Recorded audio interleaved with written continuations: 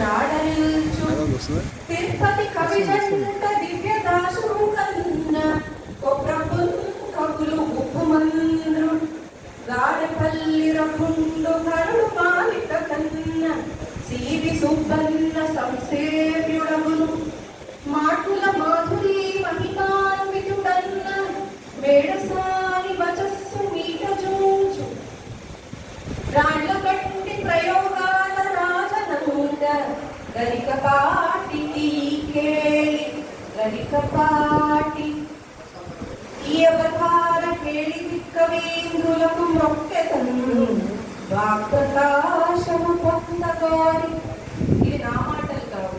Padmashri అవధానాచార్య doctor ఆశావాది Prakash రావు గారు కొప్రపు కవుల జాతీయ పురస్కారం పొందినప్పుడు మాట్లాడుతూ చెప్పిన మాటలు.